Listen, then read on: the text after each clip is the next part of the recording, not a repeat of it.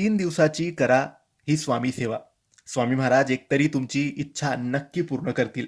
मित्रांनो, तुम्हाला ही सेवा गुरुवारच्या दिवशी सुरू करायची आहे. गुरुवार, शुक्रवार आणि शनिवार फक्त 3 दिवस ही सेवा करायची आहे. दर आठवड्याला करा, महिन्यातून एकदा करा किंवा फक्त एकच वेळेस करा. पण गुरुवारच्या दिवशी करा.